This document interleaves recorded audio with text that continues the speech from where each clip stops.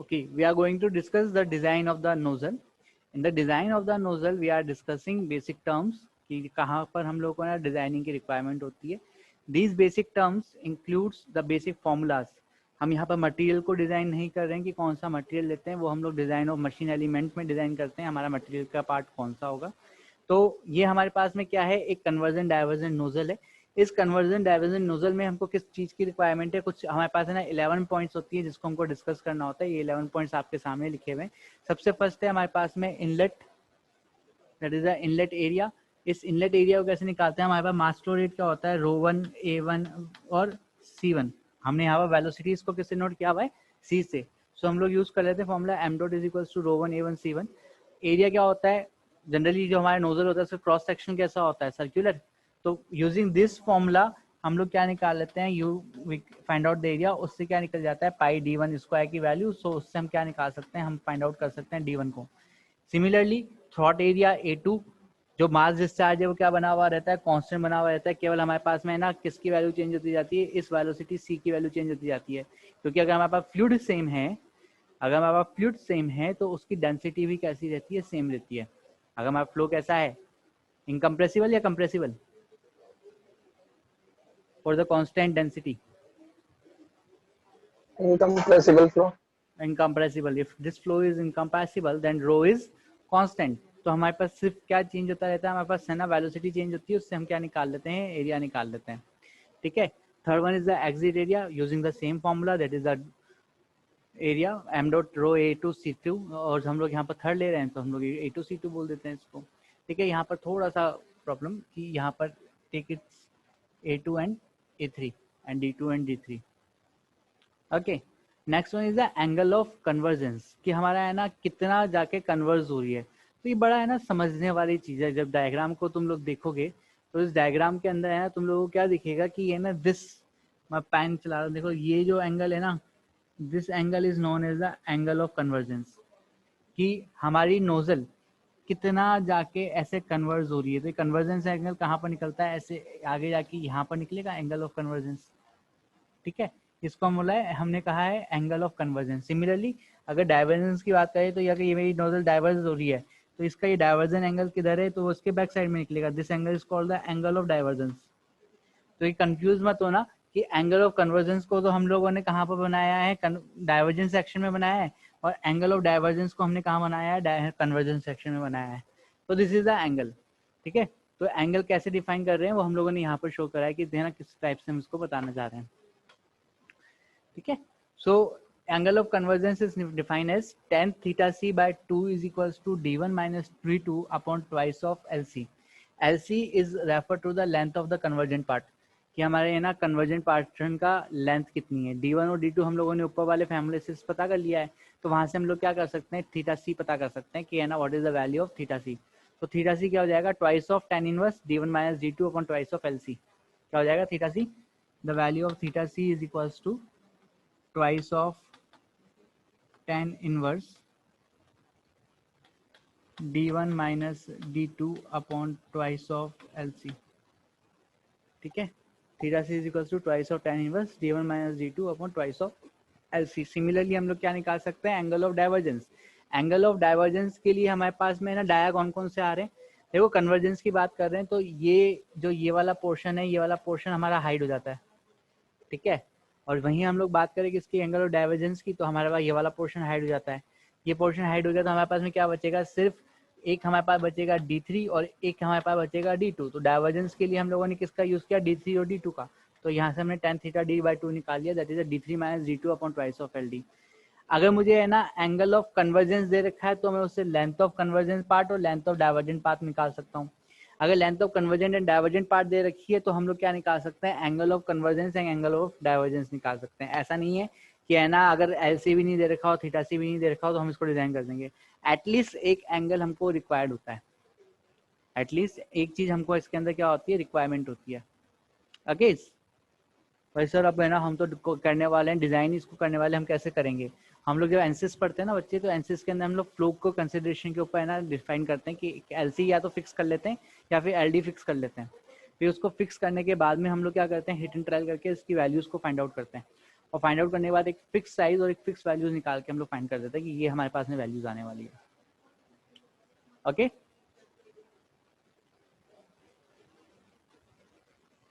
अरे कुछ तो बोल दो। Okay sir. Yes sir. Yes sir. कुछ लोग तो है ना सिर्फ यहाँ पर है ना मूवी देखने आते हैं, पूरे लेक्चर निकल जाता है और शांति से निकल लेते हैं यहाँ से। क्यों सोनम? Yes sir. हाँ आज बुला तो क्वेश्चन पूछते हैं तो कहीं जवाब दे दिया कर, ठीक है।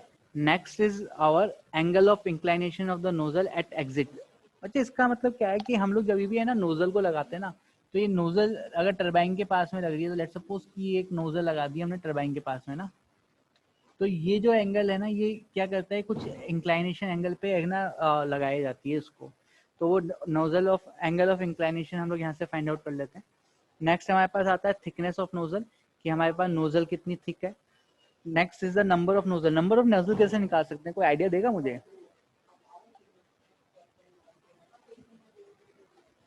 कोई आइडिया दे सकता है कि नंबर ऑफ नोजल कैसे निकाल सकते हैं? प्रेशर से सर।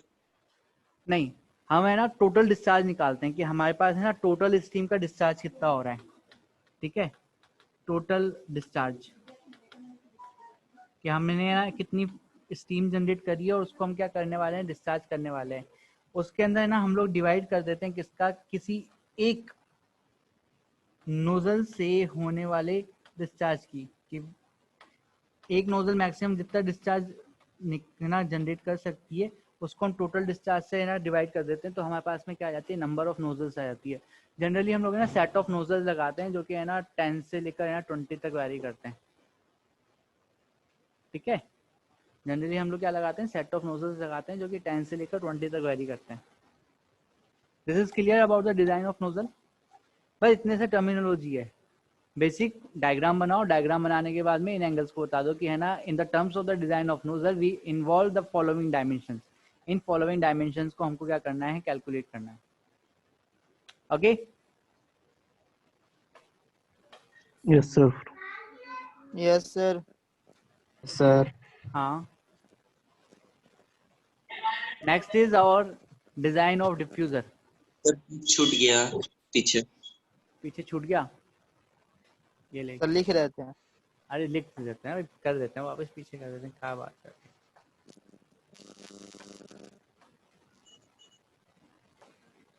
हैं। रुक जाओ,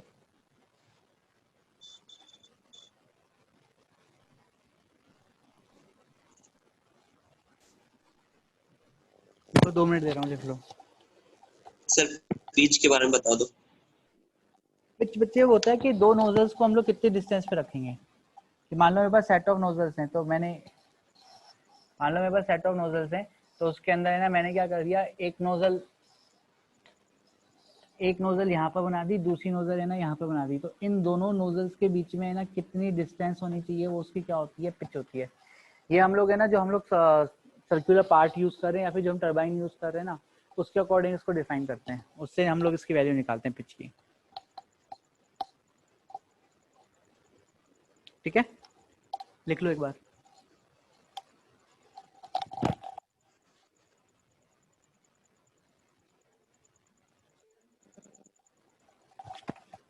बैठ के पढ़ाने में मजा नहीं आता।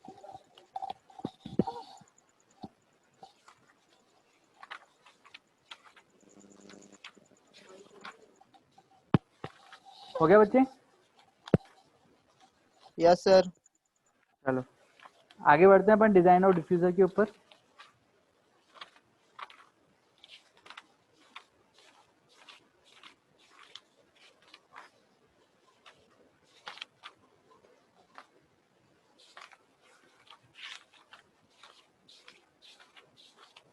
सबने लिख लिया ना? Yes sir. ठीक है। अच्छा जब डिजाइन और डिफ्यूजर की बात करेंगे तो हमारे पास वहां पर कन्वर्जेंस एंगल गायब हो जाएगा। जब हम लोग डिजाइन और डिफ्यूजर की बात करेंगे तो हमारे पास वहां से क्या गायब हो जाएगा, कन्वर्जेंस एंगल गायब हो जाएगा। सिर्फ और सिर्फ हमारे पास क्या रहेगा, डाइवर्जेंस एंगल रहेगा, जिसको हमको क्या करना रहेगा, डिजाइन करना रहता है। ओके देखो डिजाइन और डिफ्यूजर क्या है।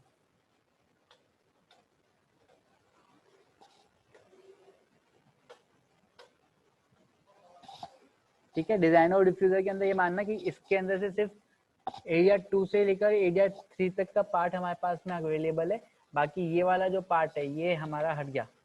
ठीक है, सिर्फ हमारे पास ये पार्ट अवेलेबल है, तो हमारे पास कुछ इस टाइप से सिर्फ क्या बचेगी, डिफ्यूजर बचेगी, जिसका आपको है ना ये इनलेट एरिया हो जाएगा, ये वाला क्या हो जाएगा, outlet area. This is known as the inlet area, denote कर देते हैं अपन D1 से, डायमीटर D1, डायमीटर D2। तो यही हम लोगों को निकालना है कि इनलेट पे एरिया निकालना है A1, एग्जिट एरिया निकालना है A2, एंगल ऑफ डाइवर्जेंस निकालना है theta D। Angle of divergence कैसे निकालोगे, सेम फॉर्मूला, बट अब हमारे पास फॉर्मूला क्या हो जाएगा, चेंज होकर थोड़ी सी वैल्यूज नोटिफिकेशन चेंज हो जाएंगी। That is tan theta D/2 is equals to D2 minus D1 upon twice of LD। ठीक है, वहां पर हमने क्या करा था, D3 माइनस D2 किया था। नेक्स्ट आता है length of divergence part and thickness, कि है ना हमारे है ना कितनी थिकनेस आएगी इसके अंदर। साथ के साथ हम लोग है ना प्रेशर रिकवरी कोफिशिएंट जो हमने पढ़ा था, एक प्रेशर लॉस कोफिशिएंट पढ़ा था, एक प्रेशर रिकवरी कोफिशिएंट पढ़ा था। इस डिजाइन ऑफ डिफ्यूजर में है ना हम दोनों का यूज करने वाले हैं। डिजाइन ऑफ डिफ्यूजर में किसका यूज करने वाले हैं, हम दोनों का यूज करने वाले हैं कि कैसे हमारे पास में ये वैल्यूज आएगी। बिफोर हम इससे थोड़ा सा आगे बढ़े, न्यूमेरिकल पोर्शन पे पहुंचे हैं, तो हमको सबसे पहले क्या समझना पड़ेगा, हमें समझना पड़ेगा मॉइलर डायग्राम को। तो जिसको लिख लो, क्वेश्चन लिखाता हूँ, उसको क्वेश्चन को लिख के फिर उसके एचएस के साथ में हम लोग है ना मॉइलर चार्ट पर समझ चलते हैं।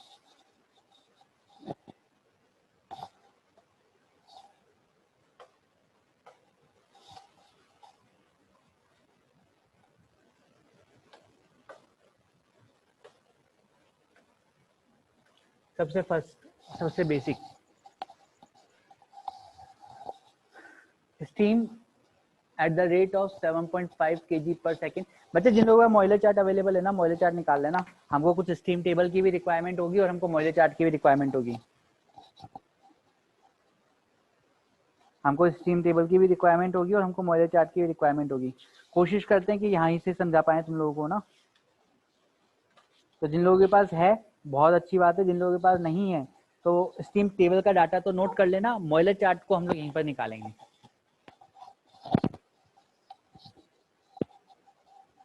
क्वेश्चन दे रखा है, steam at the rate of 7.5 kg पर second flows through a set of nozzles. Mention कर दिया, इसमें कहना क्या है, हमारे पास में सेट ऑफ नोजल्स हैं। ठीक है, the inlet pressure is 14 bar and super heat is 55 degree Celsius.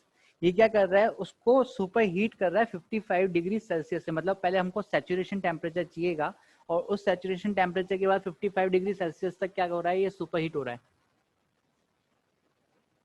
ठीक है, उस सैचुरेशन टेम्परेचर के 55 डिग्री सेल्सियस तक क्या हो रहा है, ये सुपर हीट हो रहा है।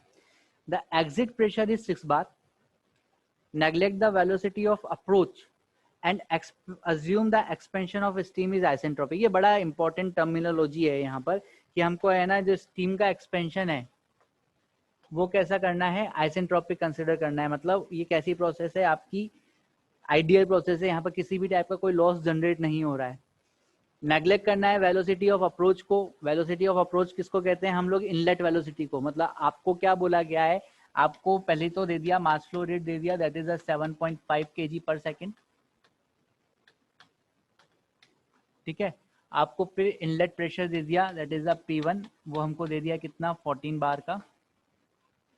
फिर हमको बोला सुपर हीट किया है 55 डिग्री सेल्सियस, तो मुझे टेम्परेचर पता करने के लिए सैचुरेशन टेम्परेचर देखना पड़ेगा 14 बार पे, और उसके अंदर क्या करना पड़ेगा, उसके अंदर हमको ऐड करना पड़ेगा 55 डिग्री सेल्सियस को।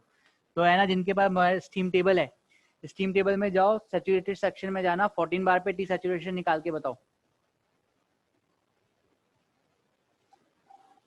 हमने जब स्टीम थर्मोडायनेमिक्स पढ़ी थी तो एटलीस्ट इतना सा देखना सीखा था।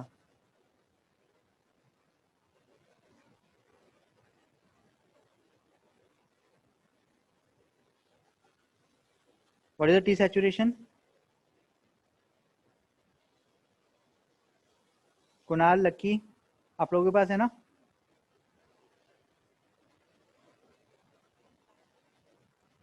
What is the T saturation?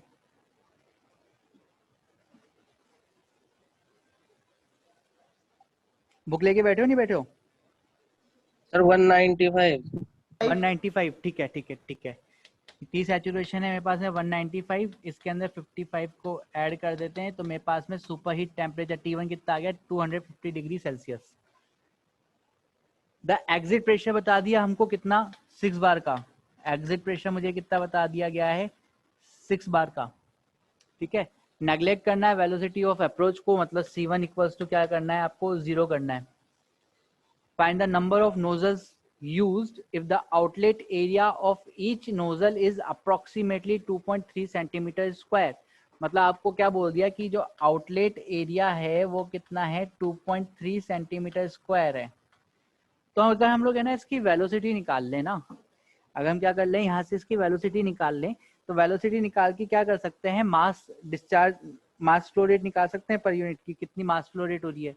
ये हमको क्या दे रखी है टोटल मास फ्लो रेट दे रखी है, ये क्या दे रखी है हमको, ये टोटल मास फ्लो रेट दे रखी है। हम अगर एक नोजल से जनरेट होने वाली मास फ्लो रेट निकाल लें, अगर एक नोजल से जनरेट होने वाली मास फ्लो रेट निकाल लें तो हम क्या कर सकते हैं, हम लोग है ना किसकी वैल्यू निकाल सकते हैं, नंबर ऑफ नोजल की वैल्यू निकाल सकते हैं। तो मैंने बताया था तुमको नंबर ऑफ नोजल क्या होता है, नंबर ऑफ नोजल होता है मास फ्लो रेट टोटल और mass flow rate through the one nozzle. ये हमको गिवन है, इसकी वैल्यू हमको चाहिए। इसकी वैल्यू कैसे निकलेगी हमारे पास में, A2 C2 अपॉन में क्या ले लेते हैं अपन specific volume V2, A2 C2 और स्पेसिफिक वॉल्यूम V2। आपको है ना A2 दे रखा है कितना 2.3, आपको A2 कितना दे रखा है, the value of A2 we have 2.3। C2 हमको कैलकुलेट करना पड़ेगा, C2 के कैलकुलेशन के लिए बहुत सिंपल सा फॉर्मूला है, C2 is equals to 44.72 under root of H1 minus H2। 44.72 क्यों लिया है मैंने, क्योंकि है ना हमको C1 क्या दे रखी है 0 दे रखी है, इसलिए मैंने इस फॉर्मूले का यूज किया। V2 क्या है स्पेसिफिक वॉल्यूम है, किस पर 6 बार पे, V2 क्या है स्पेसिफिक वॉल्यूम है 6 बार पे। तो जरा है ना स्टीम टेबल देख के बताओ ना कि V2 की वैल्यू कितनी दे रखी है 6 बार पे, what is the value of V2।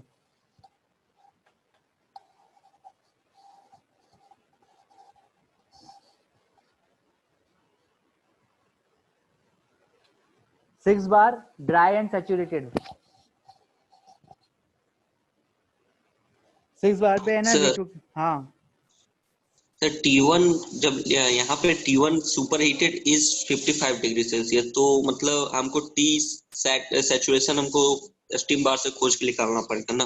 बिल्कुल, तो ये जो सुपर है ना हीटेड मतलब सर 195 निकाला है ना, ये हमने किससे निकाला है, ये हमने स्टीम टेबल से निकाला है। This value is find out by the steam table. तो सुपर हीटेड मतलब सर टेम्परेचर अभी सैचुरेटेड प्लस अभी अभी अभी इसमें सुपर। चलते हैं, इसके एच एस डायग्राम को समझते हैं तब अपने को समझ में आएगा, क्योंकि जब H1 और H2 निकालना होगा ना मुझे, जब मुझे है ना ये H1 और H2 की वैल्यू निकालनी होगी ना, तो मुझे किसका यूज करना पड़ेगा, मुझे यूज करना पड़ेगा मॉइलर चार्ट का। और ये मॉइलर चार्ट हम लोग कब यूज कर सकते हैं, जब हमको इसका क्या डायग्राम बनाना आता है, एच एस डायग्राम बनाना आता है। अभी हम एच एस डायग्राम ड्रॉ करेंगे ना तब इसको समझ जाएंगे कि टी सैचुरेशन का मतलब क्या है, ठीक है। ये मुझे तब तक ये V2 बता दो एक बार, क्या है ना 6 बार के ऊपर V2 कितना है स्टीम टेबल में, स्पेसिफिक वॉल्यूम VG दे रखा होगा 6 बार पर 0.31 0.31 6. 316 हाँ 0.316, ठीक है। ये हमको क्या दे दिया V2, मतलब मेरा फाइनल कंसिडरेशन किसके ऊपर रह गया, सिर्फ C2 निकालने के ऊपर। मेरा फाइनल टास्क किसके ऊपर रह गया, सिर्फ C2 निकालने के ऊपर। तो C2 निकालने के लिए समझना वापस से, C2 निकालने के लिए मुझे क्या चाहिए, H1 और H2 चाहिए। और H1 और H2 किससे मिलेंगे, मुझे H1 और H2 मिलेंगे HS डायग्राम से। तो इस क्वेश्चन के लिए मैं है ना ड्रॉ करने वाला हूँ HS डायग्राम को। अपन बहुत ड्रॉ कर रहे हैं उसके अंदर थर्मोडायनेमिक्स के अंदर, ठीक है। तो एक बार वापस से यहाँ पर ड्रॉ करने वाला हूँ HS डायग्राम को।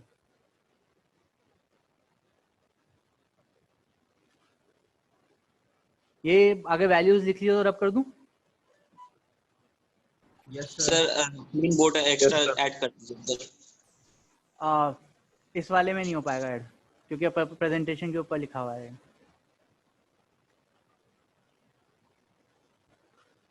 तो तुमको ये लिखना पड़ेगा या फिर इसका स्क्रीनशॉट ले लो ताकि आगे वाला समझने में तुमको क्लियर है।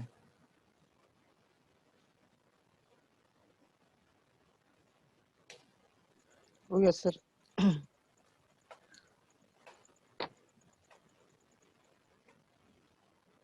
है ना, एक बार लिख लिया ना, हटा रहा हूँ मैं इसको। देखो इसका एचएस डायग्राम ड्रॉ करते हैं। तो इसका एचएस डायग्राम के अंदर ना हमको प्रोसेस कैसी दी है, आइसेंट्रोपिक दी है। For the HS diagram this is HS curve, ठीक है। इस एचएस कर्व के साथ में ये हमारे पास में ना, जब भी हम ना स्ट्रीम की बात करेंगे ना, तो इस टाइप से हमारे पास में क्या आती है, ऐसे सैचुरेटेड लाइन जाती है।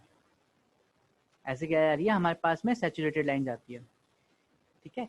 इस सैचुरेटेड लाइन पर कुछ ऐसा हमारे पास में प्रेशर लाइन जारी होती है कि मान लो कि ये हमारे पास में किसकी प्रेशर लाइन है, ये प्रेशर लाइन है 14 बार की।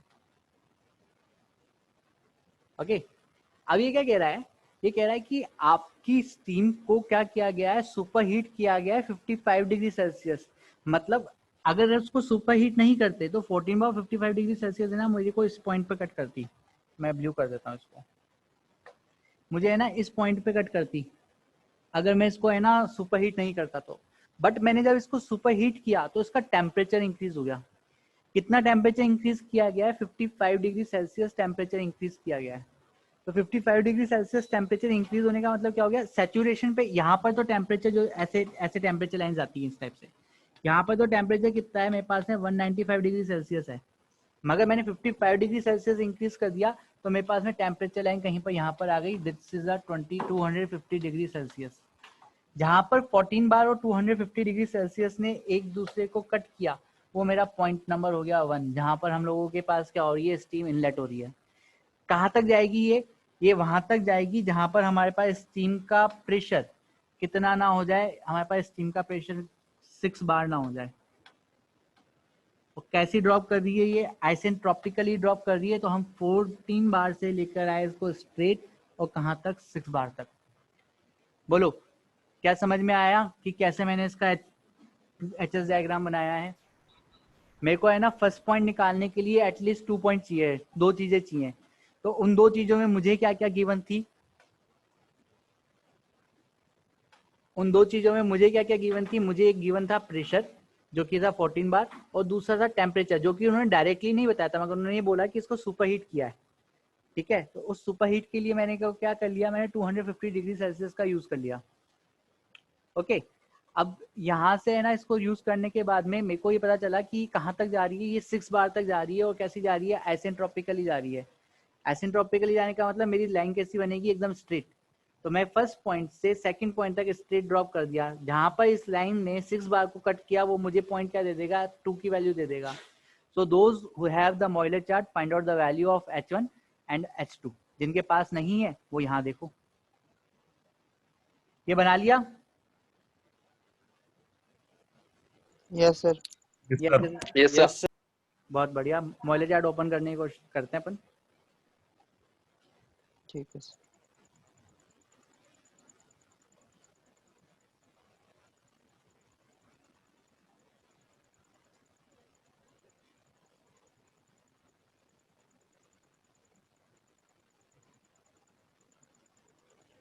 अरे तो दिक्कत होगी।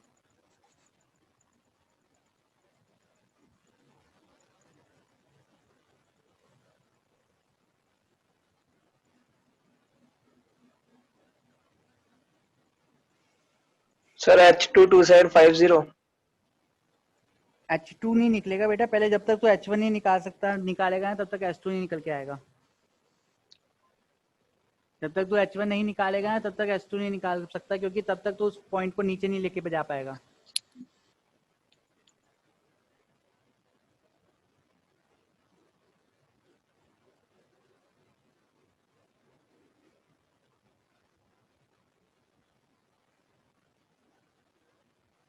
Okay, here is the Moeller diagram in your screen. दिख रहा है ना? Yes sir. Yes sir. Basically this Moeller diagram is between the H and S, ठीक है। किस किस के बीच में होता है, ये एंथैल्पी एंड एंट्रोपी के बीच में होता है। जो कि तुमको मैं सैचुरेशन लाइन बता रहा था, वो देखना इसमें मार्क कर रहा हूँ, ये यहाँ पर, ये जो जा रही है ना यहाँ पर, ये हमारी के पास कैसी लाइन है, ये सैचुरेशन लाइन है, ठीक है। ये कैसी लाइन दे रखी है, सैचुरेशन लाइन, जिसके ऊपर लिखा हुआ भी कि this is a saturation line. नहीं दिख रहा है सर, चार्ट नहीं दिख रहा है सर। चार्ट नहीं दिख रहा है, ऐसा कर कैसे दो, होगा? जूम कर दो। फिर भी नहीं दिख रहा है।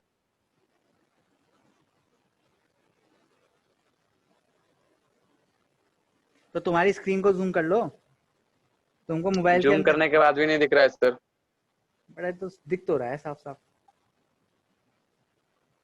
हाँ अब दिख रहा है सर। हाँ तो तेरे नेटवर्क में एरर है,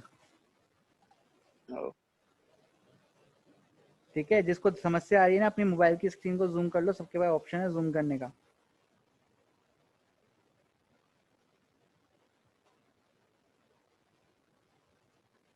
चलो समझो पहले फटाफट ना, ये हमारे पास कैसी लाइन है, यहाँ पर सैचुरेशन लाइन है। देखो प्रेशर की लाइन है ना, ये दे रखी है यहाँ पर, this is a constant pressure lines, ठीक है। ये क्या दे रखी है, सब पे कांस्टेंट प्रेशर लाइंस दे रखी है, जिसकी वैल्यूज हमको, देखो यहाँ पर दे रखी है बार के अंदर, देखो यहाँ पर लिखा हुआ है सब जगह पर, हियर इज, थोड़ा जूम, देखो यहाँ पर लिखा हुआ है ना, ये देखो 1 बार, 1 बार, 2 बार, 3 बार, 4 बार, 5 बार, 6, 7, 8, 9, ये है ना बार जो दे रखा है ना, ये हमको क्या दे रखा है, प्रेशर। इसके ऊपर हमको क्या दे रखा है, ये हमको दे रखा है टेम्परेचर। क्लियर है? अब मुझे क्या करना है, मुझे 14 बार और 250 डिग्री सेल्सियस को क्या करना है, कट करवाना है। मुझे क्या करना है, 14 बार और 250 डिग्री सेल्सियस को कट करवाना है। तो 14 बार और 250 डिग्री सेल्सियस को कट करने के लिए मैंने क्या किया,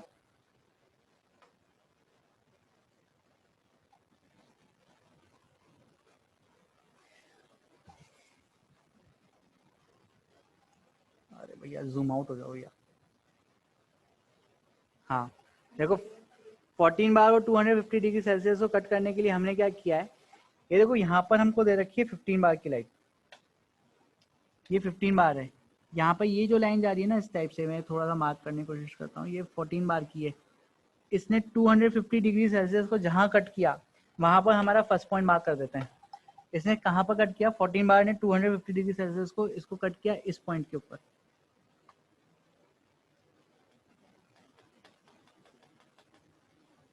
ठीक है। अब देखो आपके जब स्केल से मेजर करोगे ना इसको, तो ये जो पॉइंट है ये पूरा का पूरा कितना है, ये 1 सेंटीमीटर का है। ये पूरा कितना है, 1 सेंटीमीटर का है। हर एक मतलब 2950 आ गया बीच में, 2900 टू 3000 के बीच में यहाँ पर क्या आ रहा है, 2950 आ रहा है। मतलब हर एक आपको कितने को बता रही है, ये 5 किलो जूल पर केजी को बता रहा है। When you put your scale और मेजर दिस हाइट, आप स्केल रखोगे और इस हाइट को मेजर करोगे, जूम कर लेना बच्चे इस पार्ट पे जहां पर मैं ना ड्रॉ कर रहा हूँ ना, इसको, इस पार्ट को जूम कर लेना जहाँ पार्ट बन रहा है मेरा। तो देखो इसकी वैल्यू किससे ज्यादा है, 2900 से ज्यादा है, 2950 से कम है। तो इसको जूम करके इसको जब आपका मॉइलेज आएगा, इसको मेजर करेंगे तो हमारे पास इसकी वैल्यू आएगी 6 mm की। इसकी वैल्यू कितनी आएगी मेरे पास में, 6 mm की। 6 mm की वैल्यू होने का मतलब कितना आ रहा है कि कितना हो गया, 30। किससे ज्यादा है, 2900 से कितना ज्यादा, 30 ज्यादा। तो मेरे पास में H1 आ जाएगा 2930। जिन लोगों के पास मॉइलर चार्ट है एक बार निकाल के देखो इतना आ रहा है क्या। Yes sir. करेक्ट है सर, यस सर। बहुत अच्छे। अगर ये करेक्ट है ना, तो यहां से अब हम लोग क्या करेंगे, एक स्ट्रेट लाइन ड्रॉ करेंगे।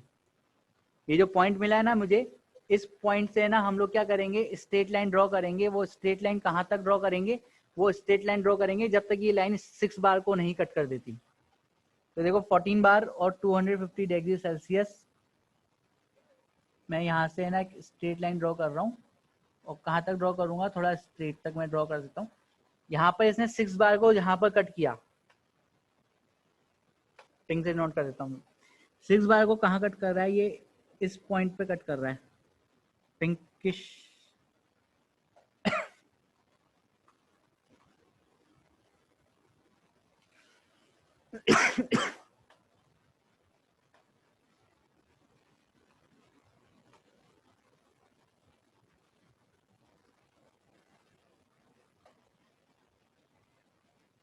वापस से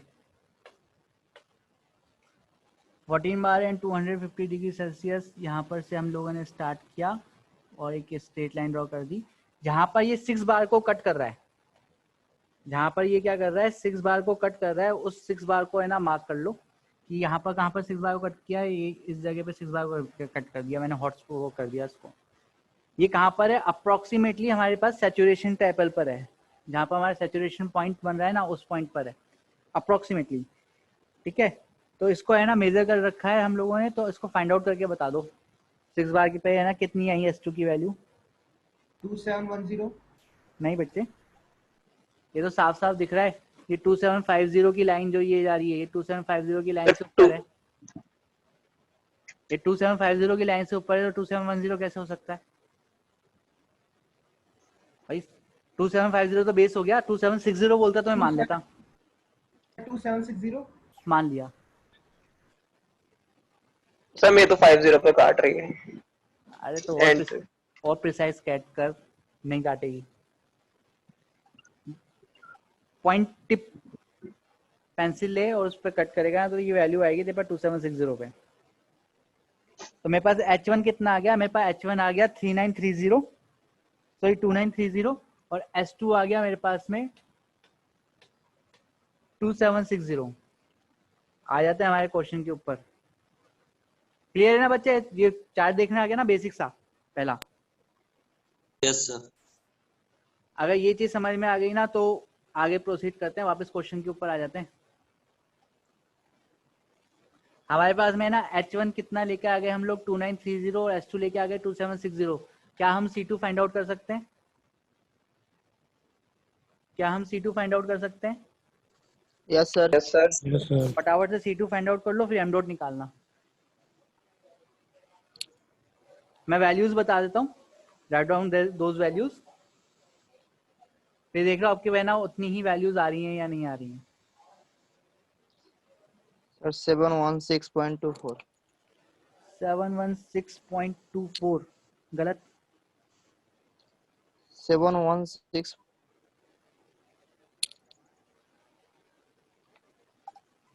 अरे बच्चे, जब तेरे पास में H1 जो दे रखा है, जब तेरे पास में H1 जो दे रखा है 2930 दे रखा है, S2 जो दे रखा है 2760 दे रखा है, मीटिंग एंड हो उससे पहले सुन लो सब लोग, जो C2 आएगा ना इट कम्स नियर अबाउट 586.5। 583। चल जाएगा 583.07। चल जाएगा। ठीक है, यहाँ पर है ना प्लस माइनस, हाँ प्लस माइनस का डिफरेंस चलता है ना। मुझे यहाँ से मास फ्लो रेट निकालना और नंबर ऑफ नोजल्स निकाल के बताना, कल की क्लास में बाकी अपन बात करते हैं। Okay sir. ठीक है, चलो let's we end the class ना।